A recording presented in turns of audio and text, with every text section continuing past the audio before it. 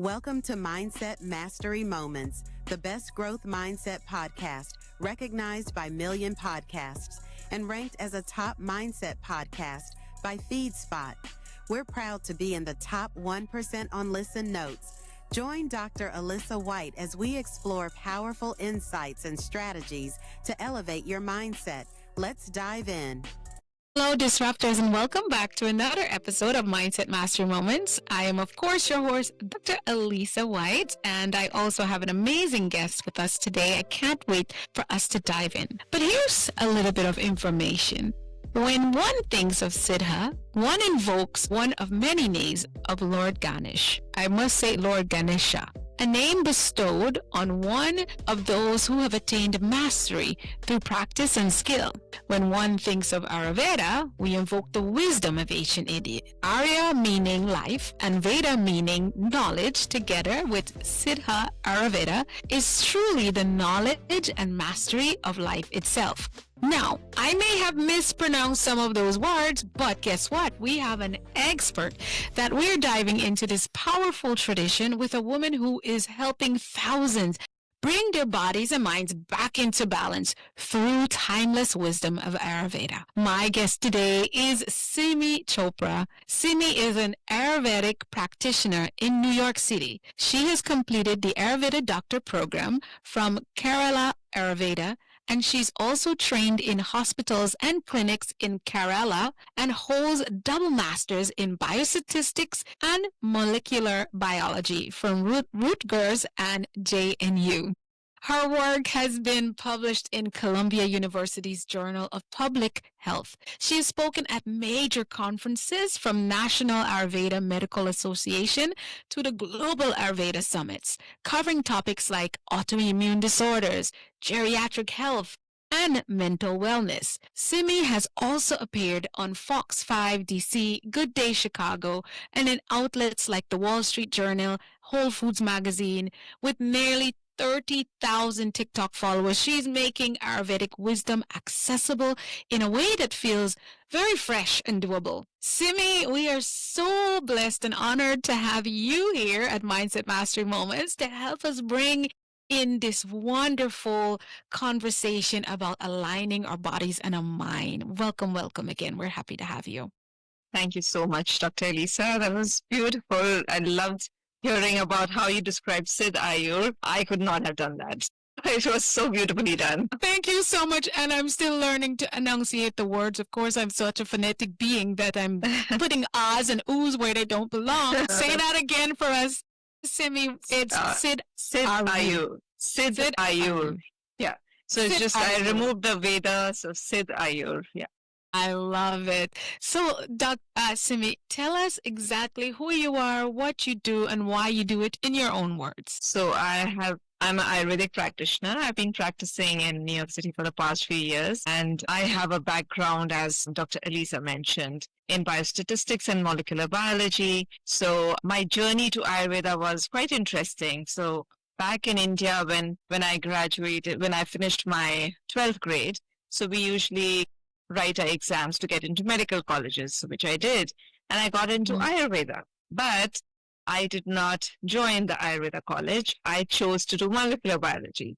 So in Ayurveda, there's a saying which says that you don't find Ayurveda, Ayurveda finds you.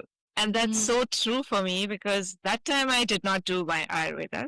And then after many years, when I moved to US, I had my daughter, and she was, when she was 5, she was going through a lot of health issues. And the Ayurvedic doctor back in India, whom I used to always go to, was no more. So I needed to do something. So I started studying, and that's how I got into Ayurveda. And there's no looking back after that. So it's a beautiful science. It's like it's very deep, but it's very common sense. I'm a bit familiar. We did have one guest last year who she just finished her doctorate program in Ayurveda. And it was an eye-opening for me. It seemed like it would be the form of I guess, holistic approach to my healing journey as a physical, in my physical. But as I get deeper into Ayurveda, I realized that it is not just my physical healing. How much is my thinking aligned with it? And that's why I would have as many times if you all would come and teach us different things. You all are always welcome to come share with us, because it's definitely something that I think a lot of individuals are not aware of, but then a lot of people are becoming aware of, or how can I say without it sounding condescending, but resorting to, no frown on the practice, but just on the fact because they didn't know and they've tried traditional medicine. Now these very doctors who are traditional medical doctors are like, you should probably go see an Ayurvedic doctor.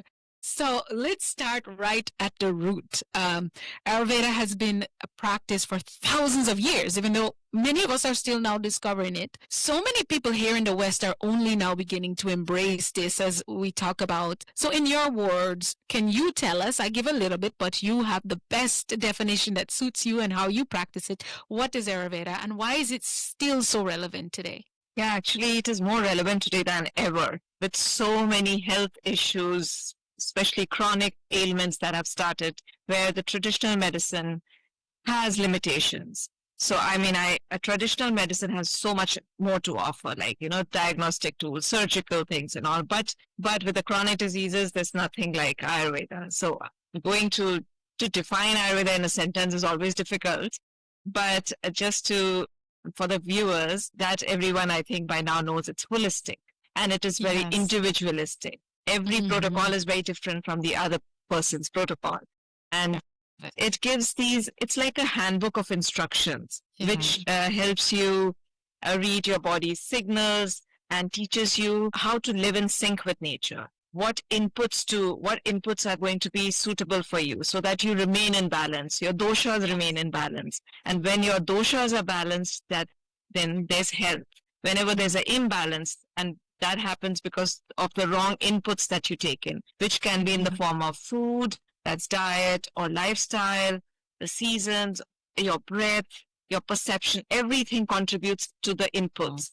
Whenever there's an imbalance in the inputs, there's an imbalance in the mind and body. So what we do is we give them the tools, how to be mindful what is getting imbalanced and how to kind of fix it by changing the inputs. Wow, so powerful. I love the connection and the individualization, which, as I think of my journey with traditional medicine, one time I've had at the same time a cardiologist, a hematologist, a rheumatologist, my primary care, my gynecologist, and then I had at that same time at one point the IVF specialist, I forget what they call them, and you name it, I had it all at once, and they were all treating me like I was a separate being. And so I was consistently bringing all of it together, doing research to see if the medication they're giving me here can overlap there. And there's only so much you can do as a non-medical practitioner, right? And so for me, it was like, I remember there was some kind of medicine that they gave me that was interacting with the other one. And it should have been discussed, because no matter what, you always have to provide. And we're not putting down medical. We're not saying don't go to your medical doctor. Please don't go away saying that Simmi and Alisa said, no.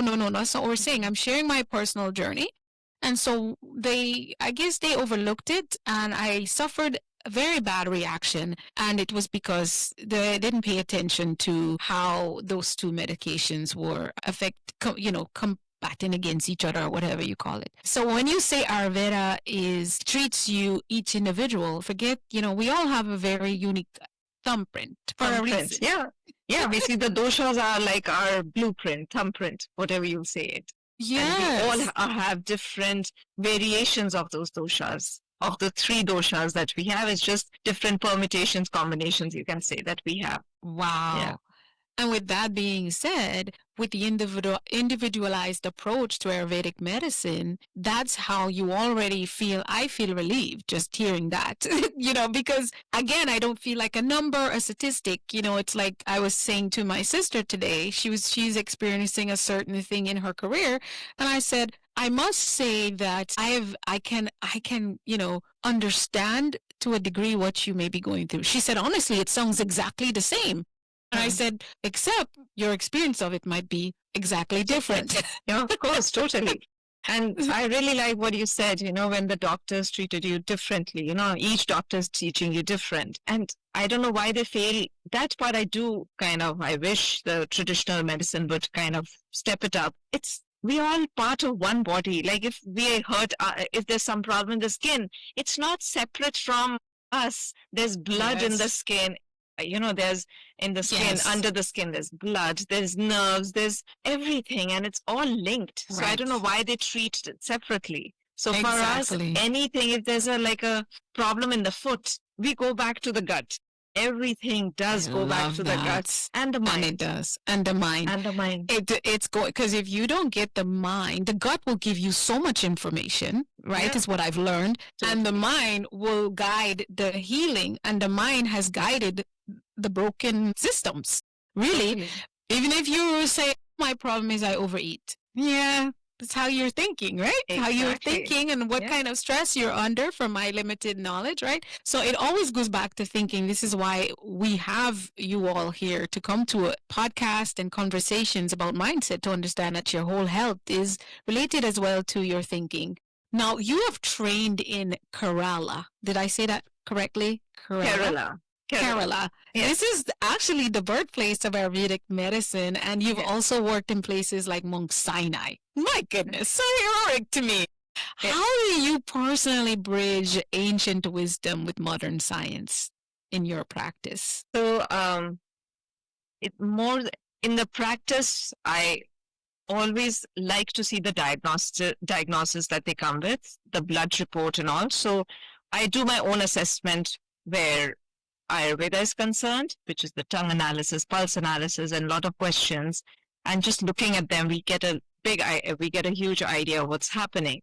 But we also compare the blood reports, the ultrasounds, everything. So that way we have a complete picture. There's no guesswork. So we can pinpoint it. But for my understanding, I can go deeper because I've done my molecular biology, where it makes more sense to me. And I'm not just, a lot of people think it's like a little mumbo jumbo. It isn't, because it's all connected. It's just Ayurveda has a wider scope of it, and the molecular biology goes deep inside, like at a minute level. I can't wait to come see you. I am making the trip to come see you. Please because do. I will come see you, because that is a must. I want to look at it holistically with some of the things I have going on. Yeah. That'll be great. Yes. So when you come down to the molecular level, how is that enhancing what you practice with Ayurveda? So practice-wise, I'm only doing Ayurveda. It's more for my understanding that I like that molecular biology part of it. Because the practice, I will do it totally according to the Ayurvedic principles, and the herbs, everything is accordingly. Yeah, but it's more for my understanding. And if I give in conferences, when I'm speaking about some particular topic, let's say it's menopause, or let's say rheumatoid arthritis. So I will go into both the sciences, where we do the Western, how they see it, their perspective, and Ayurvedic perspective, and how we can make it come together.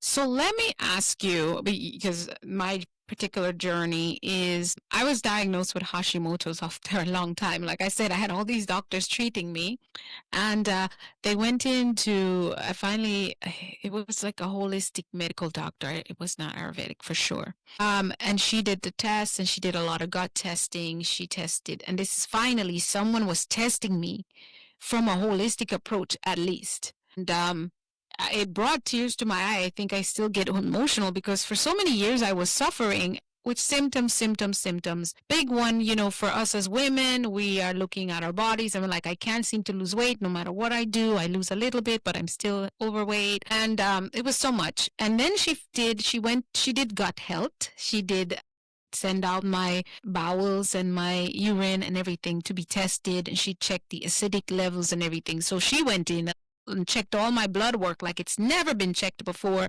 Look at all my history with all the different doctors I was seeing. And she said that I had high levels of acid in my stomach. It's funny because that was like, for her, somehow in my mind, it's like that gave her sort of like a final say-so on what was going on when she's looking at the blood work. So she went to my stomach, is what I'm coming to. What was going on in my gut?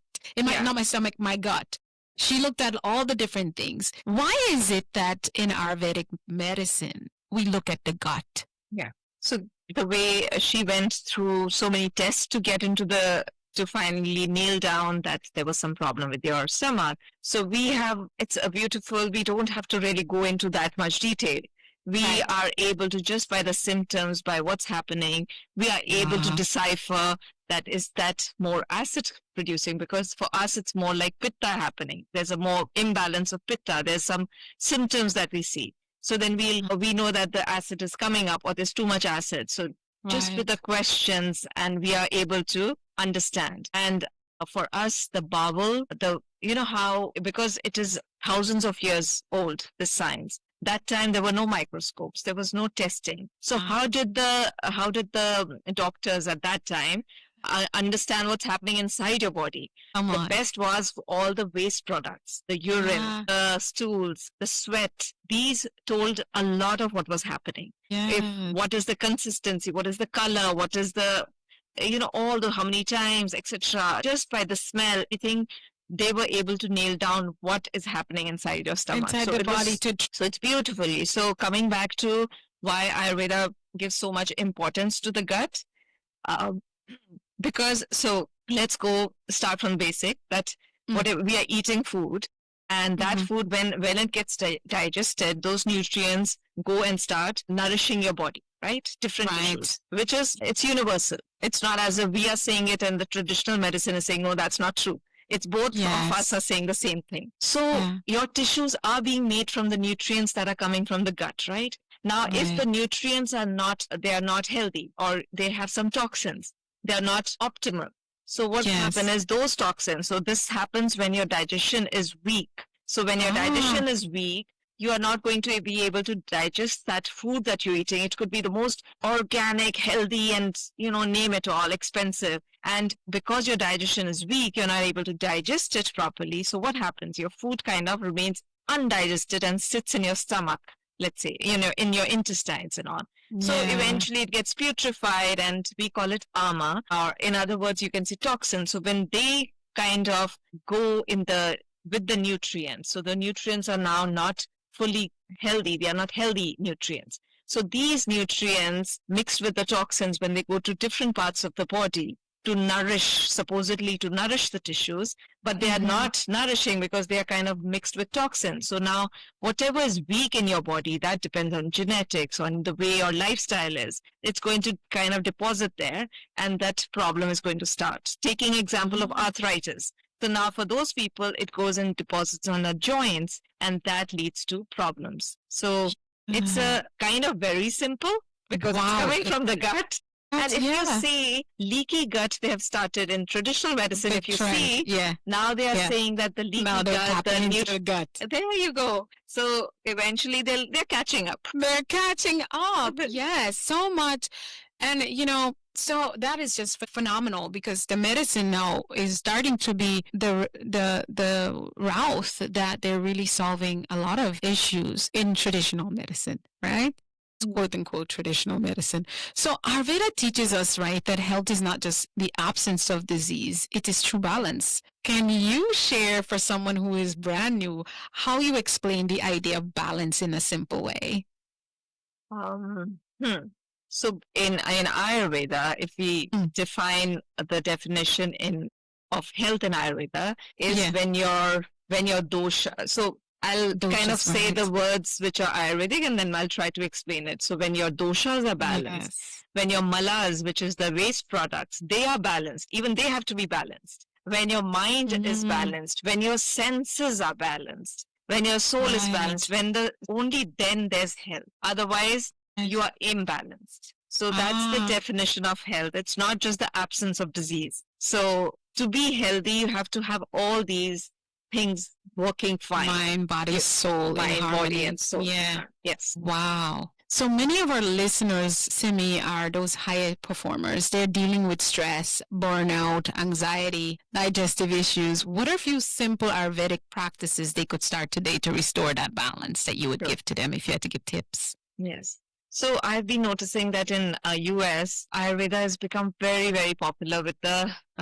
people, and they've been able to practice it beautifully because they have the time. they'll wake up at the right time. They're following the Ayurvedic clock, waking up at the right time, eating at the right time, following the natural rhythm. So now that's beautiful. If one can do it, 60% of your health problems will go away. If you're just going to able to follow that Ayurvedic clock, because each day, that at different times, there are different energies that are prominent. Like in the morning when you wake up from 6 to 10 a.m., it's called the kapha energy. If you notice when you wake up sometimes really early, it's a little dense, little cool. That's the kapha energy. Cold, heavy, that kind of thing. So what Ayurveda tells you is to do opposite things so that you can counter that, to do the opposite.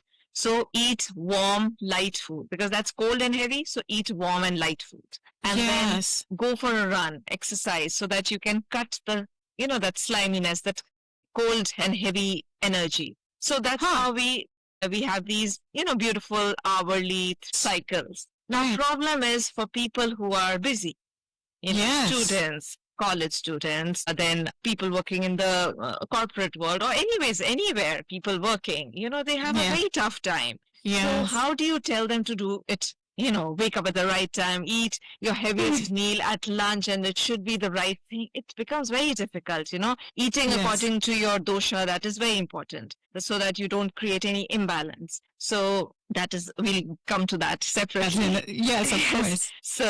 So what can these people do who do not have the time? Some people have night shifts. How do they work? So for them, I tell for people on the run, add a few things rather than. Actually, I said it wrong. Do not add more things. You have to see what is good for your body so that it doesn't create imbalance. That is one point. Second is add digestive teas. So when you are at work, you are eating at the cafeteria. Try to choose according. A few general principles are: don't eat raw salads. Don't eat smoothies. Avoid cold water. All these small things, if you can do. And then add digestive teas. What if you see, if you have you've gone to Chinese restaurant, they'll always give you that, that tea. So it's basically throughout you're digesting your food, and you can't gulp down that thing. You sip it. Sip it. So that hot sip, and those are.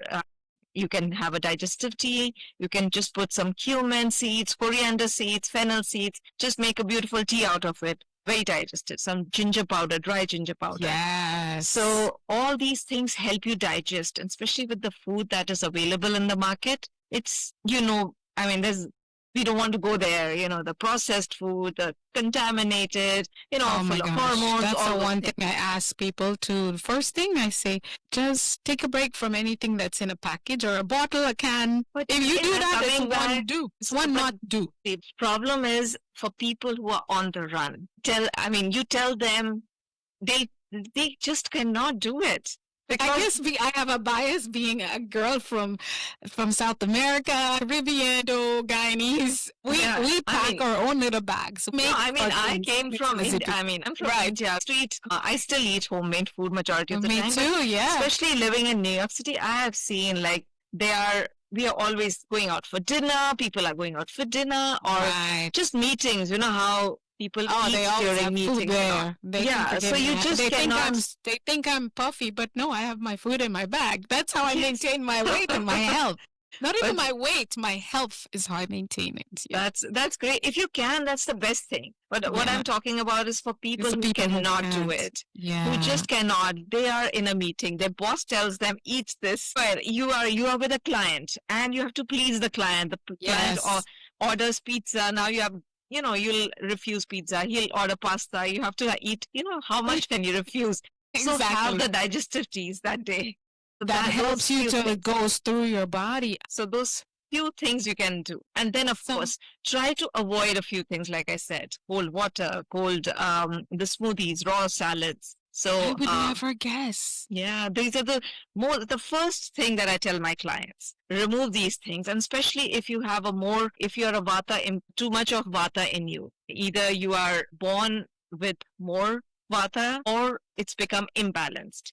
Either ways, for those people especially, it is a no. Especially what is vata again? So these are these three doshas. So in Ayurveda, everything, be it a person's personality, their nature, or their digestive strength, everything, and how their whatever functions in the body, how your digestion is going, how your blood is moving, how your bones and muscles, everything, whatever is happening in your body is governed by these three, you can say principles, or you can say energies, whatever you want to name. I love name it energies. anything. You can name it anything, Yeah, because people get attached to energies. They think, woohoo!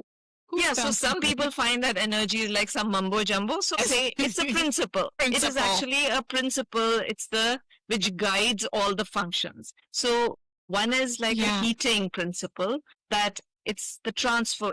Anything that happens in the body which is transforming, like your digestion, hormones, that is governed by this heating energy. Then there's this which is it's the heavy energy, cooling energy, which all your mucus lining. It maintains the healthy mucus lining. Now, when it gets imbalanced, it creates too much mucus. So that's how we see it. That means, okay, so your foods should be such for those people that they don't create more mucus. So that is going to be, one has to eat kapha balancing food. So you'll have to cut down on like cheese, then maybe banana, all those things. Right. You know? I know. For me, I didn't know this, but I naturally was looking at different foods that did that for me. I got mucousy. I wake up with my nose congested. I'm coughing. I don't have a cold, but there's phlegm. So that's basically you want to cut down on those kind of foods which will aggravate your kapha. So, and the last energy or principle is called vata, which is anything that moves in your body. The blood, we are walking, our speech, our food moving from the top to the bottom, our thoughts, everything is governed by this energy or principle called vata. Now, when that gets disturbed, and that can easily get disturbed, you know how our thoughts get disturbed so easily? Oh, yeah. Very so quickly. That's how anything can get very easily disturbed. You know, that gas that you feel inside, you know, sometimes that you can say it's vata, it's the air. So it's very easy to get disturbed. So these are these principles that are governing every aspect of our lives. So they need to be balanced. And how do we create that balance? Through the foods. So for people with too much of air in them, for them not to eat salads, raw salads, cold food, because that's going to aggravate it further. You know, a lot of people might have experienced, you know, if they're feeling a lot of bloating and all, and if they have like salads, like kale, especially kale, it's going to cause more bloating, right? Kale, cabbage, exactly. Any of those, cauliflower, and I love sprouts, all of them, and I cannot touch them. Yes. There you go. And then that pitta is the heating energy for people who get easily skin rashes or acidity, acid reflux. For them, they should stay away from spicy food, from sour foods. So that's how that's how they can create balance in their foods. Yes. So even if you're running, even if you're running around and you have to eat with a client, at least you can choose accordingly.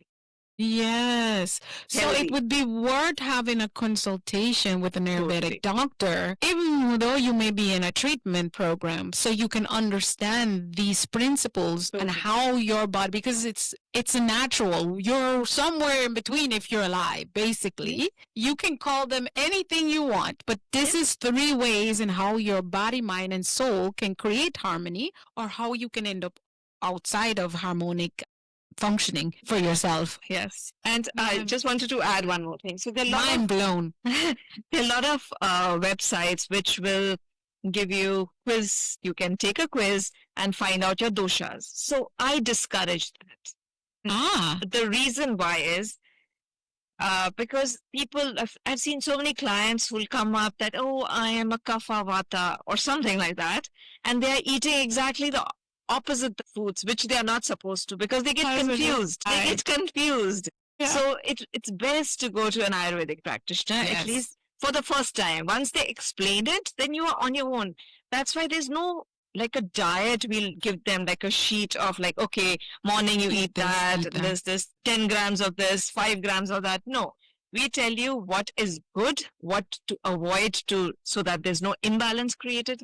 That's all we'd say. So my goodness, I'm guessing there's some things I knew because I've seen how my body react and I avoid. And it's been with them, made me having the Hashimoto's disease, and I'm fine, I'm open. It's been sad for me because I've lost so many vegetables, but I'm like, okay, I can sit here and moan about all the ones I seem to have lost, but I'm looking at what I do have, but I'm not sure. And that's why I need to see you, because we can really work on that. And I suffer with massive amount TMI. I would want to add something to that. Yes, go So ahead. when you said that we have to avoid eating, so now you can't eat a lot of vegetables. So yes, you should avoid it, but there are ways how you can make them so that you can digest them. So just the spices, spices are in Indian cooking. You've seen we use so much spices. Tell me about it. I use them all. I was raised that way. I thought everybody was cooking that way. Exactly. Like let's just taking spinach for example. Spinach is heating. So now we can add coriander seeds when we cook. And I used to always wonder why my mom makes spinach with coriander seeds. So I just followed the recipe, but now it makes sense because coriander is cooling and spinach is heating. Just heating. Then when we cook pumpkin, now pumpkin is hard to digest.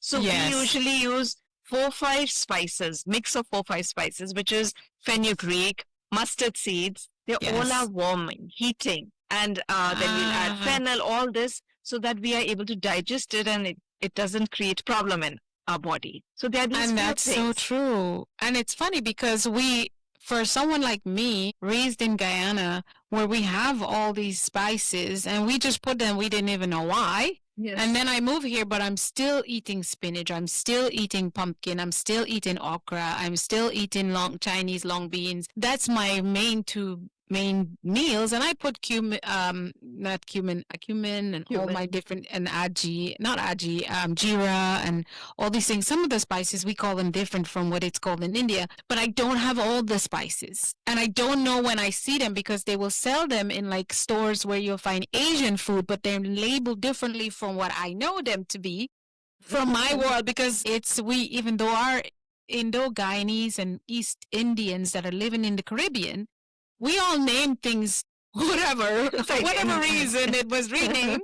So we don't know. Like you're just making the best meal that seems like so I tell people, yes, I still eat more traditional meals from my culture, but I would say it's a little bit of the knockoff version. So now this is where having you as a guide or being an Ayurvedic, I will know these things and I will know what to look for. So that consultation or ongoing conversation would help me because, for example, I really love cabbage and I did not know but why it's affecting me the way. I just know that if I eat it one more time, because my stomach went bloop and bloop. Yes.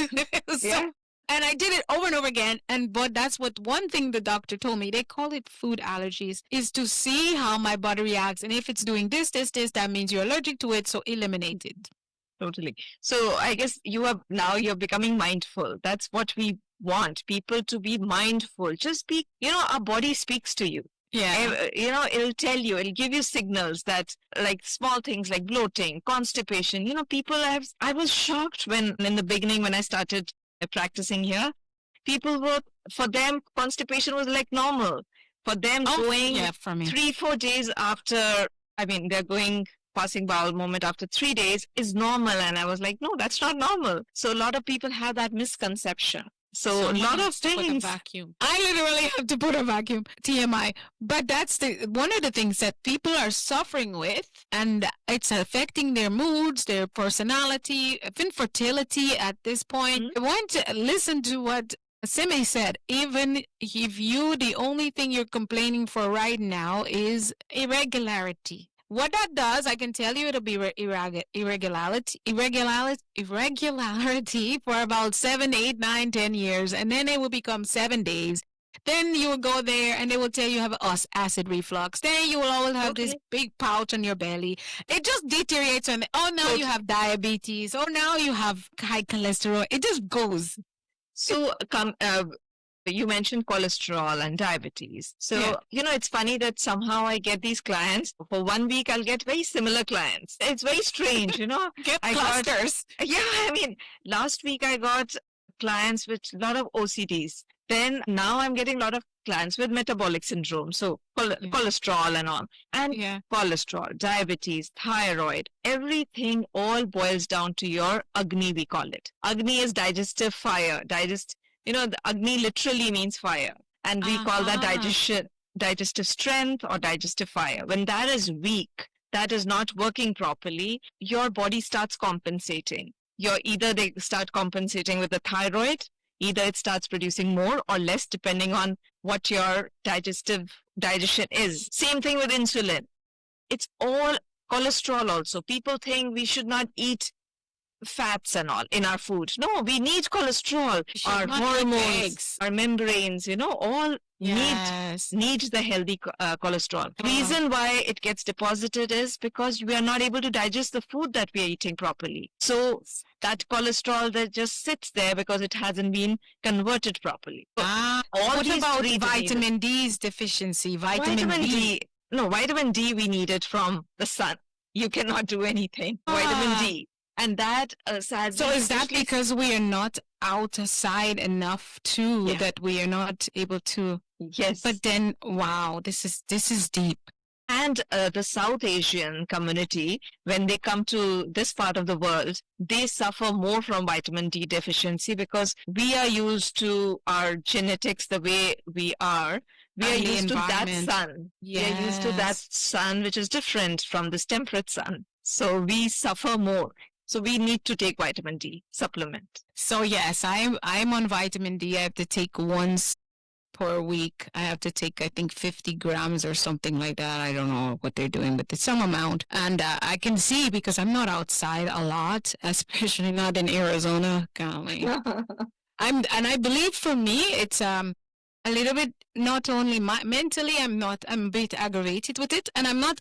Honestly, if I go outside, I'm fine. Like, if you're visiting, it's going to freak you out, the heat. Yeah. I'm fine, but my body is not fine because I will go out there and stand in the shade and think it's okay. I'm like, I don't know why people complain, but then I would get sick after. I have cramps and all these things because of the climate, the air around, right? You just spoke about that on like Vata. Oh my gosh, This is crazy because the air is dry, it's crisp, it's hot, but I only know that I was suffering after, but the sun I'm used to is tropical. It comes with breeze. It's very different. And all this we don't think of. And I wonder sometimes if that's why mentally, even though I enjoy and I like where I live, I am longing to be somewhere else. And when you are somewhere else where that environment that feels like where I came from, because let's face it, all my ancestry is from the Caribbean, given, I guess it goes back, I am second generation Guyanese, but my family came from the Caribbean and they could come from anywhere between India or Africa. Maybe you're Indian. I am.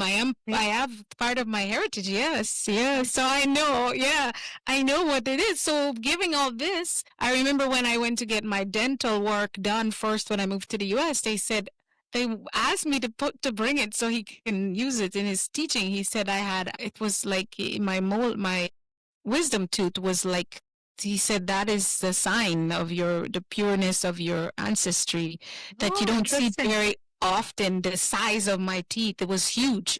It was twisting all my teeth.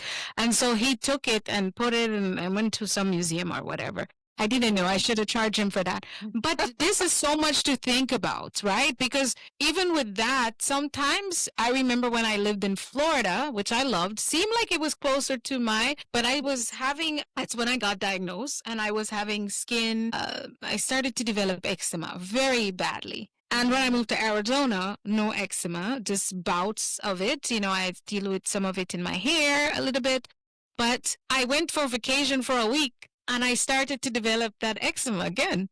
When you went to Florida? When I went back to visit. Sure, it could be foods. These are things that I would love to discuss with you in my consultation. So tell us, Simmi, what does a consultation look like with you? Is it something that you only do physically in office, or do you do virtual consultations, things like that?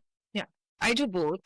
Oh, Especially with the COVID, we had to do Zoom. Since then, it's become quite, it's comfortable, especially for elderly people who can't come. So they do Zoom. People who are a little further away, and being in New York City, there's so much traffic. So we do that. oh And yeah. usually follow up, I usually end up doing Zoom once I see Okay. them in person. And for people who can't Zoom, it is.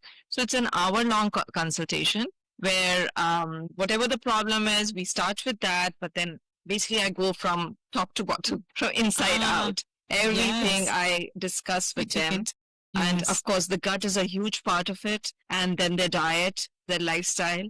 I'll ask all the questions. Then I'll assess them Ayurvedically with the tongue, the pulse. If they are in person, it's pulse. But pulse is a very minute part of it. It's not as if without the pulse we can't You won't do. diagnose. Yeah. No, Yeah. so we can. And then, of course, I would love to see if there's any blood work and all, so that, it becomes, you can really zone in. Consider. Yes. So once I see that, then I guide them with the diet, what diet to, according to their imbalance, what they Yeah. need to remove, especially with skin problems. Majority of the skin problems we tell not to have yogurt. It's going to come as a surprise to you. Yogurt, then seafood. So these things would be a no, especially with skin Wow. problems. Wow. And small things like these, I will tell them, and then I will give them the herbal protocol. So the herbs, the way they go is, if the person has a very chronic issue from many years and lots of issues, then usually it takes I usually divide it into 3 phases, I can say. So the first phase is very, very heavy with the gut. The herbs are very focused on the gut to balance the digestion, break any toxins, basically make your digestion good. So because once your digestion is good, it's going to start giving out good nutrients all over. Yes. So that is the first stage with, let's say they've come with pain. So also manage the pain, because we don't want them to be suffering from pain also. So, Right. and the pain is again Vata imbalance. So we are basically, what we are doing is not giving any painkillers. It's just balancing the Vata in that particular region. Let's say they're having a neck pain. So there will be certain herbs which are more focused to the neck pain kind of thing, the Vata to balance in the neck. So those will be given. And that's like for 4 to 6 weeks. Then we do a follow-up for half an hour. And then depending on what's the progress, then we change to more whatever the problem is. Let's say it was cervical pain, herniated disc. So we'll go more with that, balancing the Vata there, removing any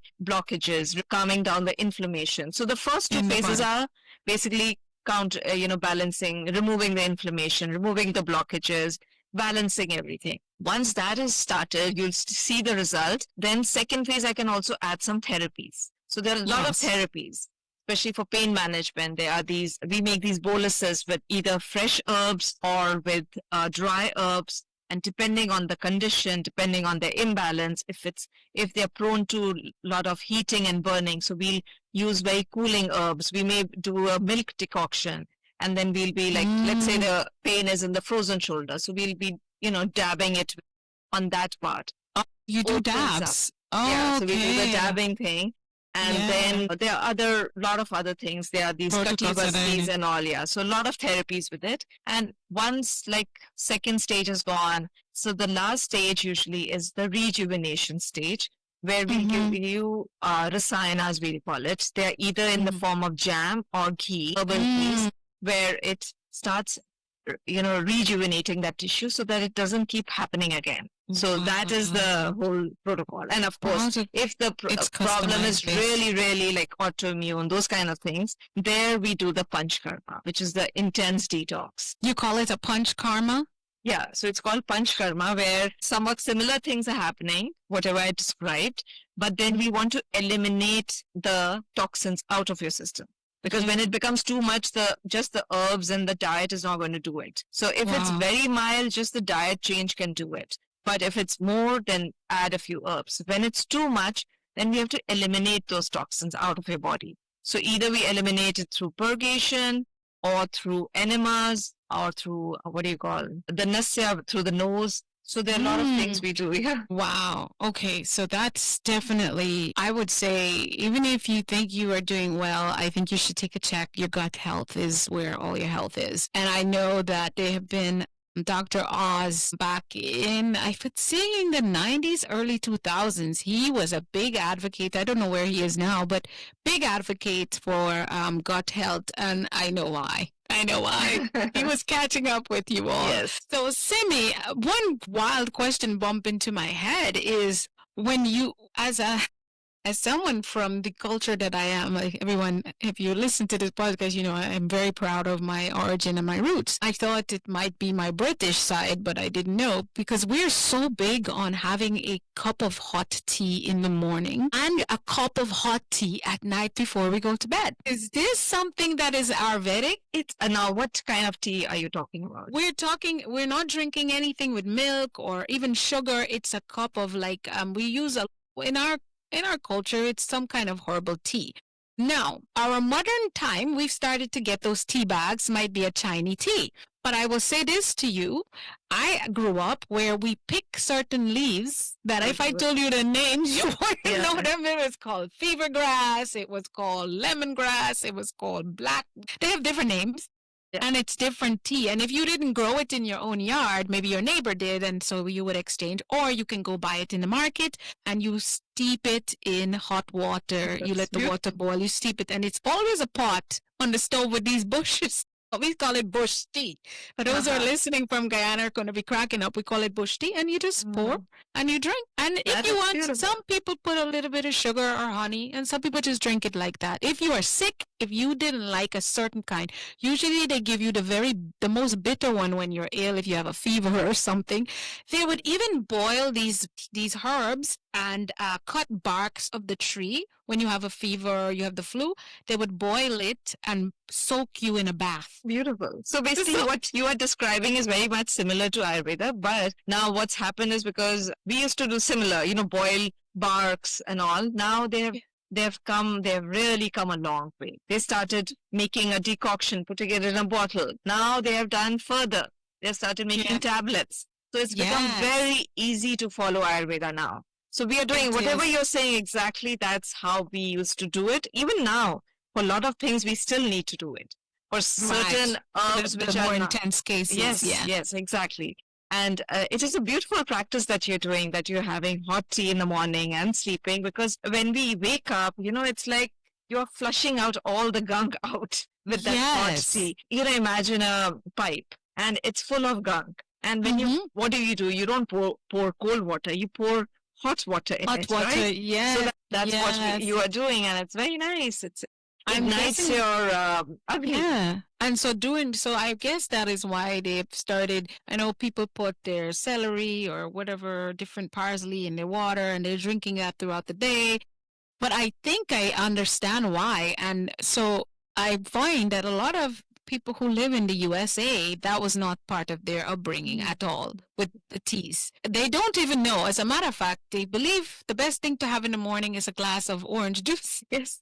And the amount of, you have to be in New York City to see them. Yoga teachers, they are running around with this big a glass of smoothies, green smoothie. It's like healthy drink. Everyone is fascinated with it. And about that. Initially, you'll get that energy because, it is going to give you that energy. But in the long term, if we go with the Ayurvedic terms, your vata will aggravate, which leads to degeneration. And loads of people have that problem. So, but if we go scientifically, because everyone wants to know the science. So there's research being done, and there's a lot of scientists who have said there are some studies where there's Rachel, I'm forgetting her last name.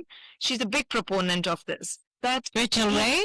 No, not it starts with C something. No, she's a scientist. So, so she has been, promoting this and has done written research papers on it. That we are not supposed to eat raw foods. See, that is one of the biggest craze, and I try to eat as much things that I can eat raw. And let me give you two reasons. One is, all the leafy vegetables, it has a cell wall, and we do not have. That is true.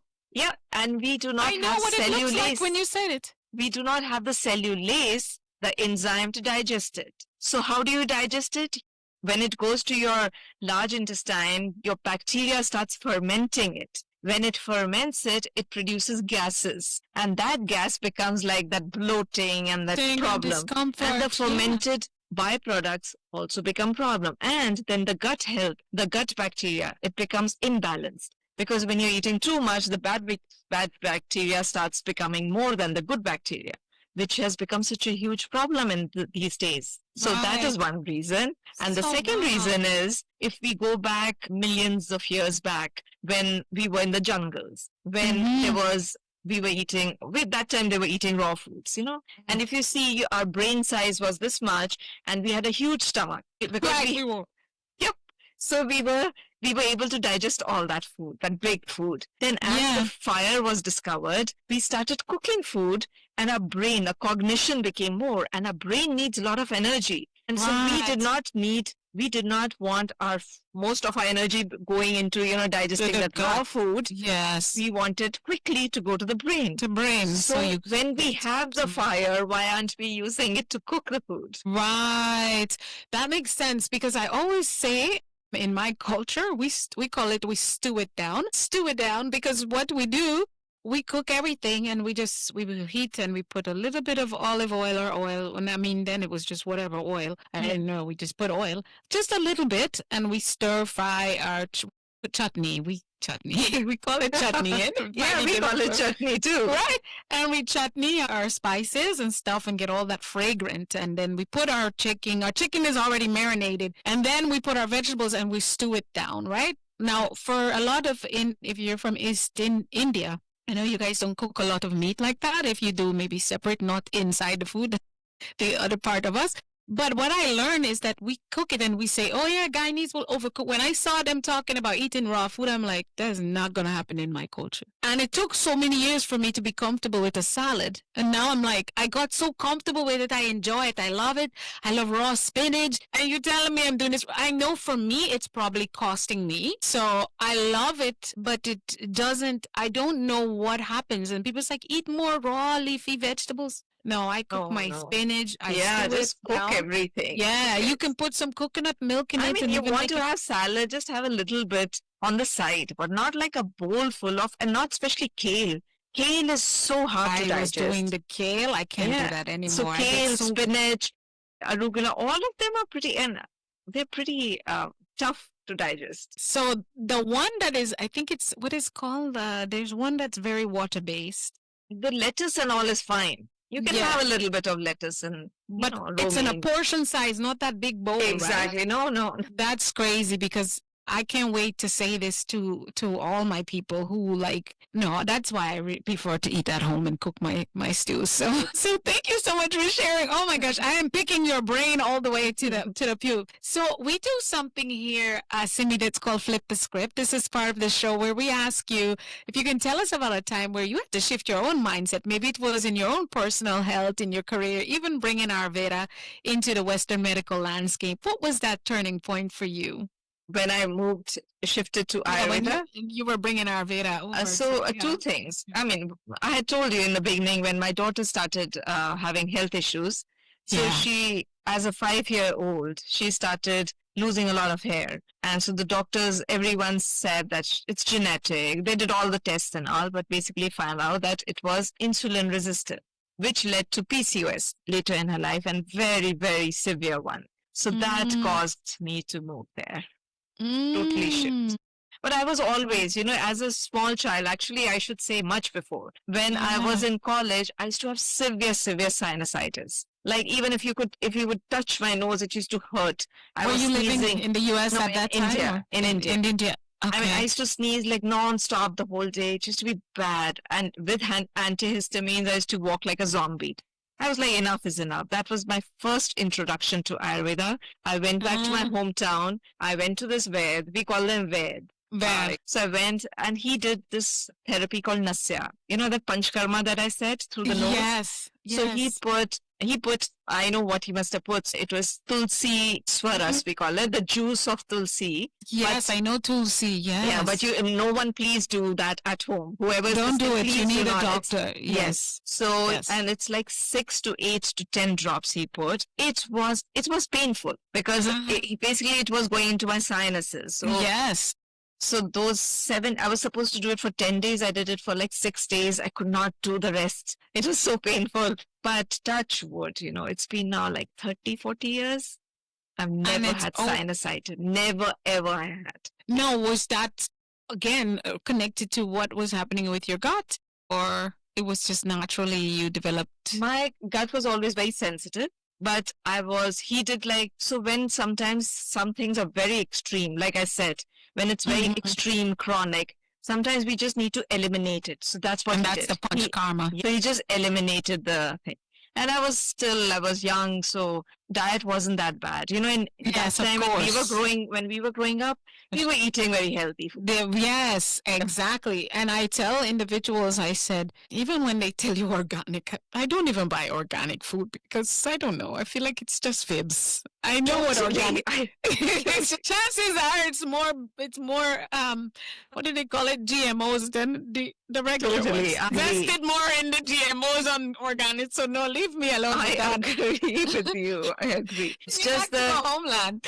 Just the bottom line is keep your digestion strong, keep your Agni strong. So keep your fire going, keep your fire burning. You can say yes, that's the main thing. When we say so when a lot of people, they keep complaining that they're lactose intolerant or they can't digest gluten. So yes, these days everything has become very processed, but we still need to live, right? The problem is it's not that you're allergic to it. It's just that you cannot digest it because your digestive power has become weak. When that becomes strong, you'll be able to digest all those things. Yes, you should still limit it because of the problems they have. That too much inflammation causing. But at least, whenever you do, it's not going to create that allergic reaction. Exactly. I believe I have done that because I cannot eat. I'm not a person who can eat just chocolate and ice cream or anything dairy is what I understood. But believe it, after so many years of me not using it and getting my stomach in a more regulated pattern, I'm pretty sure there's still a lot more work to do. I can actually enjoy maybe a scoop or a little bit less than a scoop of ice cream and just savor the flavor because I try not to do way too much sugar, in my life, but I just enjoy it. I say the problem is we eat like this, but when I'm eating, what I've done, that was one of the first health practices to slow down and enjoy the smell. Because if you smell more, you remember they had this thing you used to be able to sprinkle on your food, supposedly. Yes. It stopped you from smelling, so you stop. I don't know. That thing is, a lot of people lost their sense of smell. But for me, it's when because we cook with very fragrant spices. And I tell people I don't buy all these spices they have. I make a marinade with scallion, celery, onions, and all of that. And I put my cumin in there, and I put sweet peppers, and I make this whole blend that is just my own, I'm pretty sure.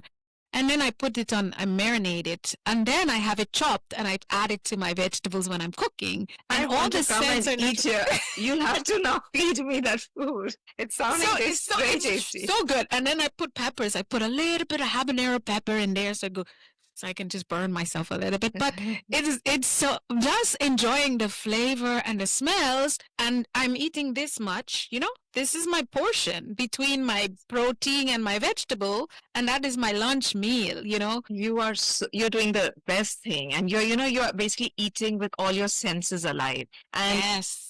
That's we forget how important our sense organs are. So I've been doing a series on Insta and YouTube. I've been making videos on that how if we are not able to calm our mind, if we can't meditate because we're so distraught, and as we age so much, we start having memory problems.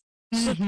So to prevent all that, start taking care of your sense organs. Yes. And there's these daily therapies that one can do in Ayurveda. such easy, small, like 1 minute. Just doing those therapies, and it involves a lot of oil. You are going to strengthen your these sense organs, and once they are strengthened, all the signals that go to the mind, they are going to be optimal. There won't be any blockages, so that all those memory centers and all are going to be alive. So I love it. So basically, we have to take care of our. I was just telling my friend. He said that today I took my car to a spa. So I was like, that's the issue. We take so much care of our cars, but when it comes to our body, we'll be like, oh, get it. Yes.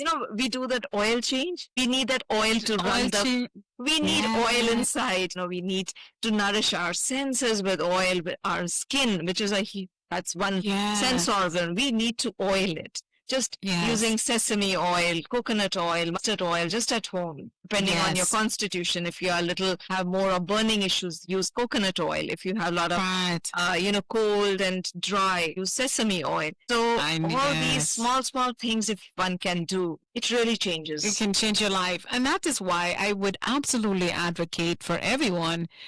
And if you're listening to us and you're in one of the eastern parts of the world where Ayurveda is in part of your community by natural, there's no excuse. Don't just focus on all this modern evolution, because one thing I've learned, Simmi, is, or I believe, is that while we have all the skyscrapers and the advancements in technology, our brains have created such beautiful things and conveniences, right? Our bodies and our organs have evolved some, but not very much different from our ancestors, right? It still needs all the things in the most purest form as our ancestors. True. In fact, when people come to me and say, what diet to follow?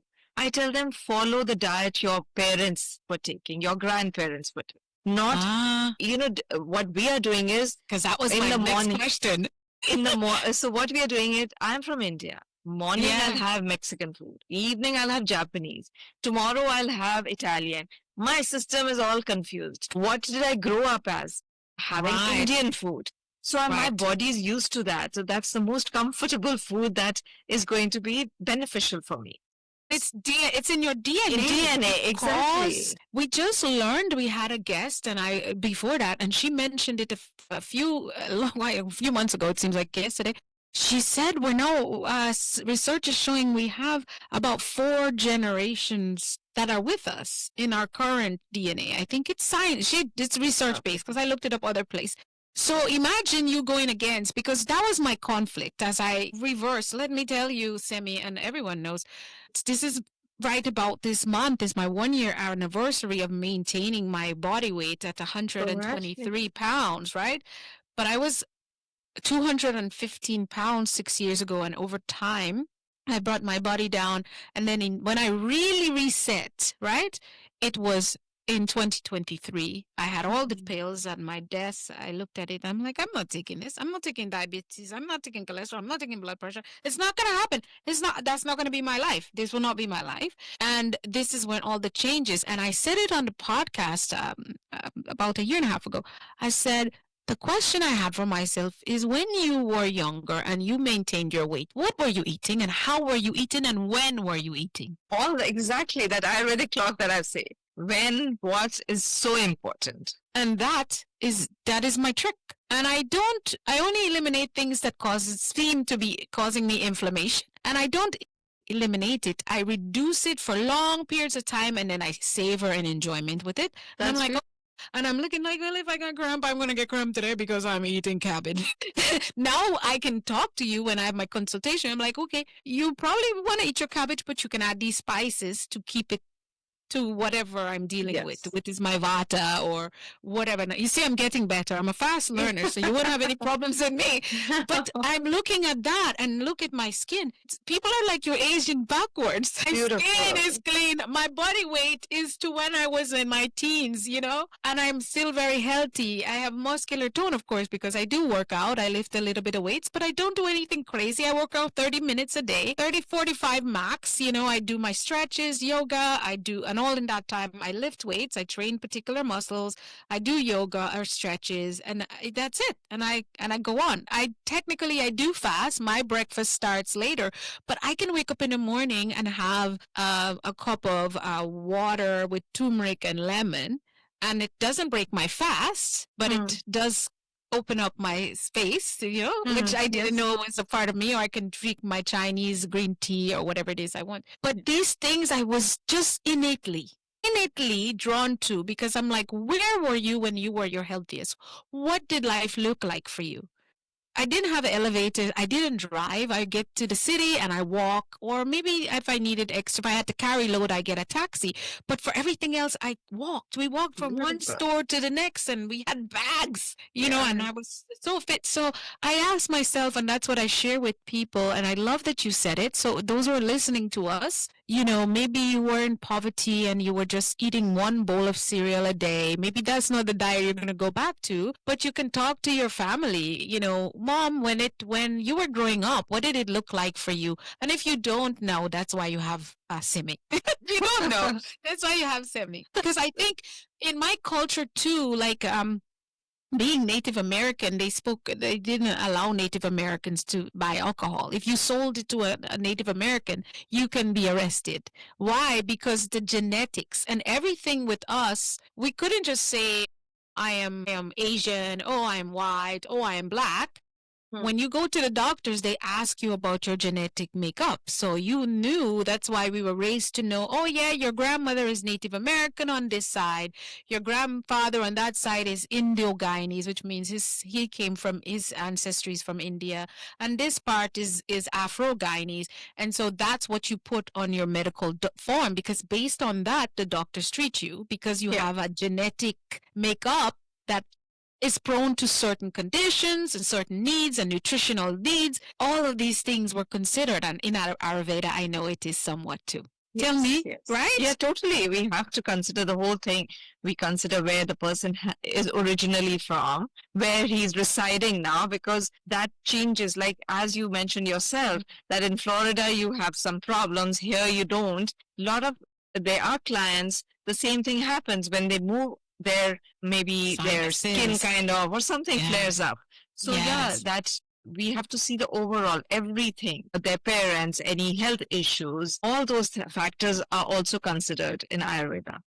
Love it. So you guys, listen, anything else you have to pay for it. We have taken so much from Simmi today, and she's been so gracious. And as she shared, Simmi, tell us, where is your favorite place to connect with you? I think there is a book as well that you have. I'm working on a book. I'm just doing the Insta and YouTube post, but I'm working on a book. And you have 30,000 followers, which tells me you are producing very good content, because people don't just follow you because you're cute, which you are. You're beautiful.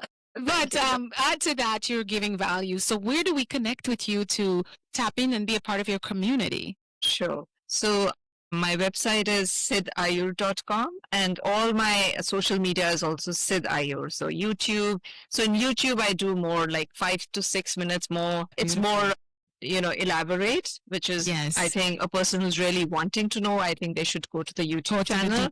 Yes. So that's around 16,000. Followers too, so that's going awesome. Congratulations. YouTube stuff. Yeah, YouTube stuff. And I had started in 2018. I did one video, and then I got busy in my life. Then only recently, like 6 months back, I started, and touch wood, it's going well. Because you're doing great content. YouTube is a hard nut to crack. I just hit 11,000 and I'm so overjoyed. But I only started working on it about 2 months ago. Yeah, and then Insta's again at Siddhayur. That is also a tough one, Insta. Yes, very, very challenging. I admit to any of the meta platforms, I'm good.